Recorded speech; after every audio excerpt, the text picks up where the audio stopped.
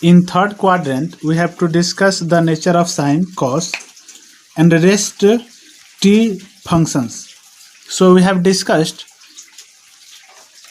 in third quadrant, sine decreases from 0 to -1, cos increases from -1 to 0, tan increases from 0 to infinity. Now it is time for cot. See here, we know cot is base by perpendicular. So here for x, base is -a and perpendicular is -b. जब x पाई होता है तो -a -1 होता है और -b 0 होता है. 0 from negative side. और जब x 3π/2 होता है तो -a is decreasing and it becomes 0 from negative side, and -b becomes -1. So this value is 0, this value is here -1 by very small negative value. So we get here minus by minus positive. So we have here infinity. This value is infinity. So this is decreasing. So cot decreases from infinity to 0. Now sec.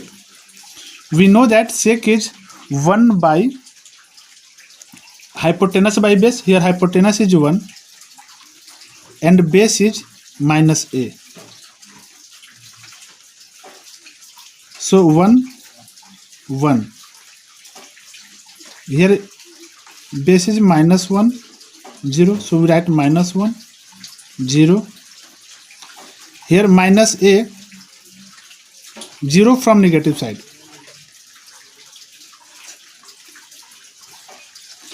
Here it is written base for tan p/b. So -a 0 from negative side. So in the case of sec,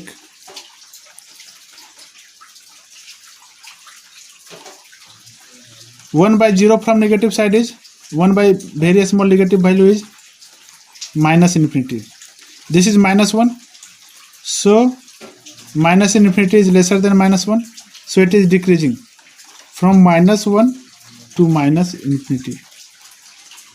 Now cosec. We know that cosec is hypotenuse by perpendicular. Here perpendicular is -b and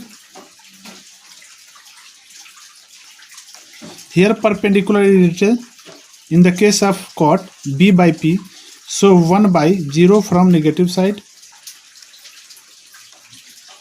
and 1 by perpendicular is -1. So 1 by very small negative value is -infinity. This is -1. So this is increasing. So increases from -infinity to -1. Now when the x lies in fourth quadrant, then we know that a positive and b negative. This is a, that is OM, and PM is -b. Now sine. We know sine is perpendicular by hypotenuse. So here perpendicular is -b, hypotenuse is 1. So 3π/2. When x is 3π/2, then -b is -1. When x is 2π, then -b becomes 0. So we can say that this is increasing. So sine increases from -1 to 0. Now cos. For cos, we see that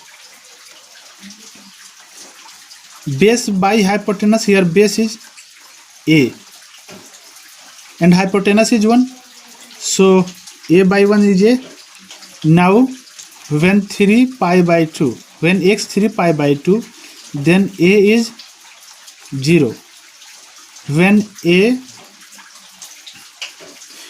x 2 pi, then a is 1. We see that this is increasing, so increases from 0 to 1. Now it's turn for tan. Tan is perpendicular by base, so minus b by a. Here b is 0,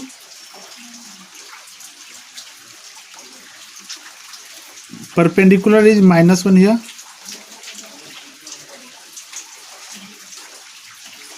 and a is 0. 0 from when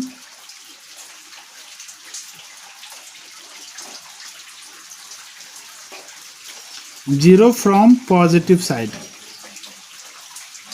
When x is 3 pi by 2, then a becomes 0 from positive side, and here b is 0, a is.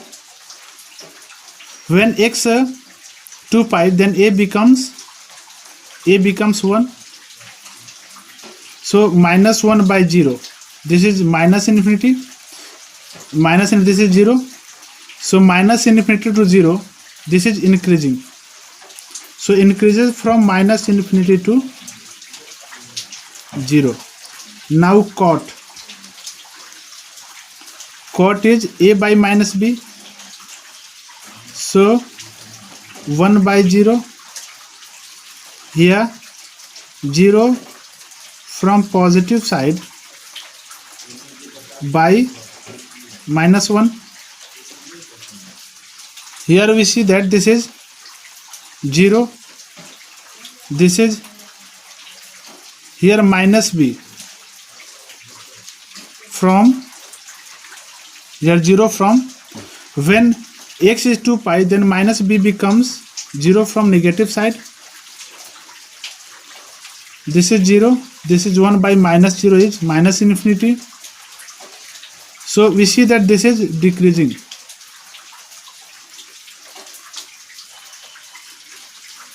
Zero to minus infinity. Now it's turn for sec.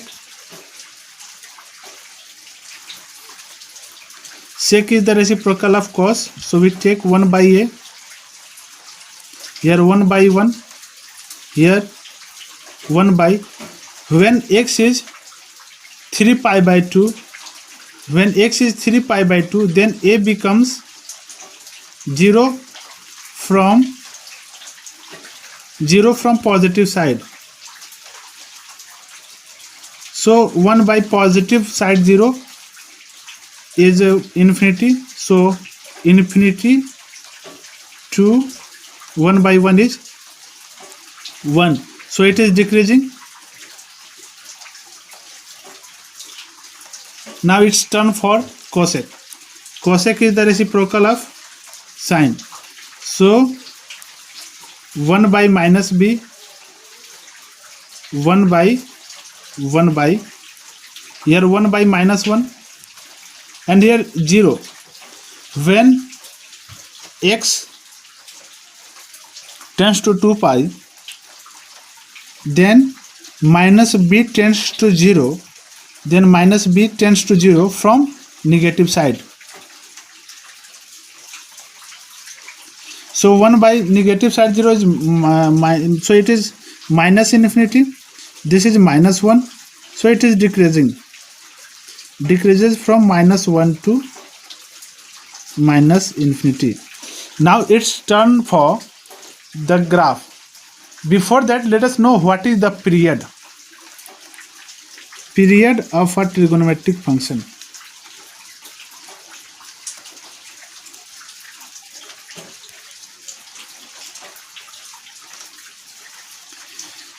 The length of interval after which the graph of the function repeats its nature. Let us start with graph. First, fx is equal to sin x from r to r. We know that sin x is equal to 0 implies that x is equal to n pi, where n belongs to z. It means that its graph intersects x-axis at integral multiple of pi. Means the graph of sin x intersects x-axis at 0, pi, 2 pi, minus pi, right? Also we know that the value of sin x lies between minus 1 and 1, and it becomes equal to minus 1 and 1. So we can say this is a graph of. Here you see this nature, this type of nature. You can ask why.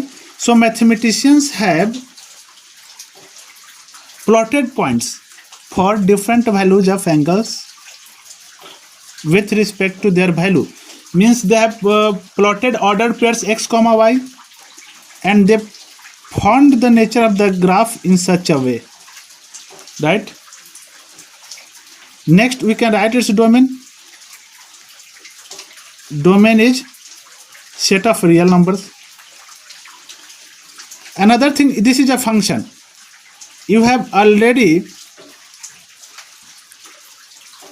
told that if vertical line intersects the graph at only one point,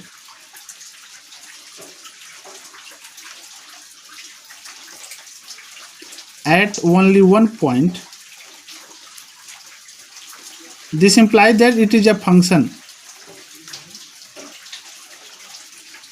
So this is a function, right?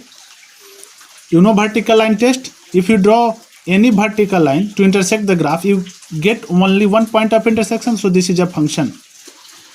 Now domain is set of real numbers, and range is, you see the values are lies from minus 1 to 1. Now the graph of cos x. Cos x is equal to 0 implies that x is equal to odd multiple of pi by 2, where n belongs to z. It means that its graph intersects the x-axis at odd multiple of pi by 2. Means at pi by 2, 3 pi by 2 and minus pi by 2. Right? Also we know that cos x lies between minus 1 and 1, and also it becomes equal to minus 1 and 1. So its graph varies in this way. This is our fx is equal to cos x, and here domain is, you see the set of real numbers, and range is from minus 1 to 1. One thing also I would like to tell, can you tell the period here? After which length of interval the graph repeats its nature? You can see from minus pi to pi. The length is 2 pi. So the period of the sin x is 2 pi.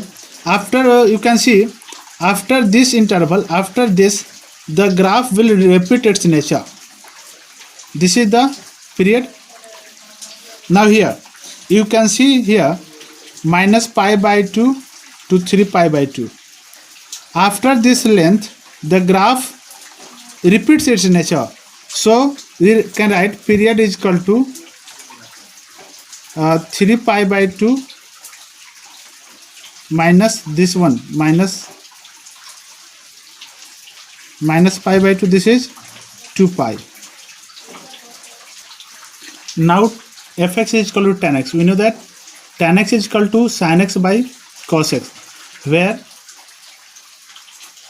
x should not be equal to odd multiple of pi by 2, because at odd multiple of pi by 2 cos x becomes 0. We also know that tan x belongs to the real number. We have discussed in the table its varies from minus infinity to 0 and 0 to infinity. So another thing, we know that sin x becomes 0 at integral multiple of pi. That's why tan x becomes 0 at integral multiple of pi. That's why at integral multiple of pi, minus pi, 0, pi, 2 pi, the graph of the tan x intersects the x-axis. These are dotted lines which to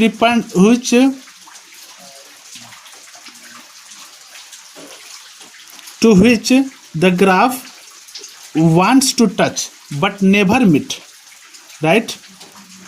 This graph wants to touch the line. This is the line x is equal to pi by 2.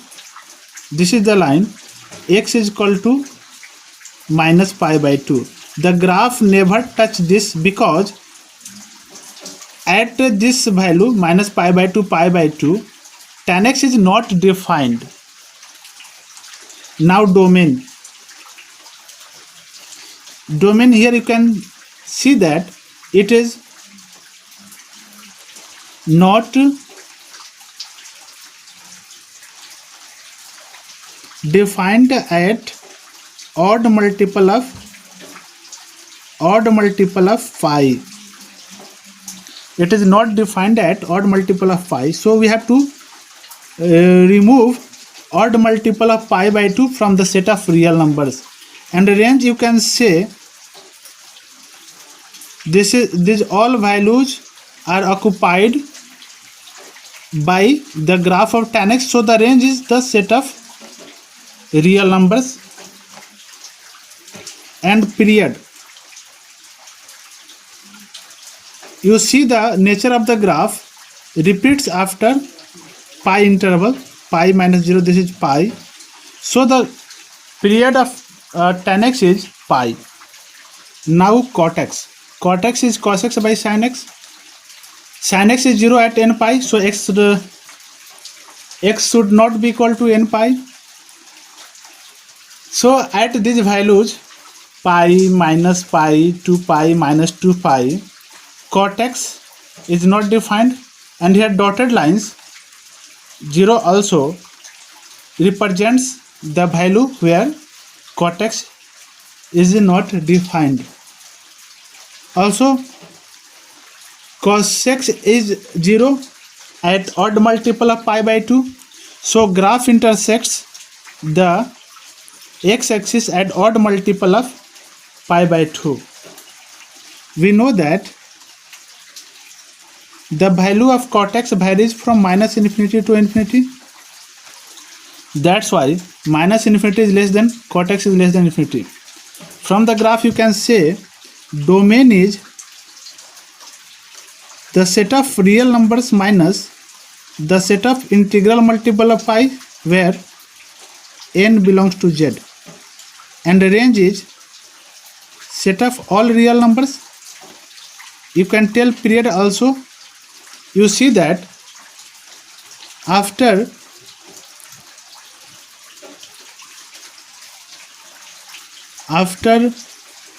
pi interval, here see minus pi by 2,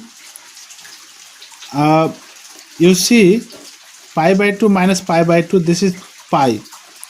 After pi interval, after minus pi by 2, the graph goes this way. After pi by 2 also the graph goes in the same way. So the period is pi for cot x.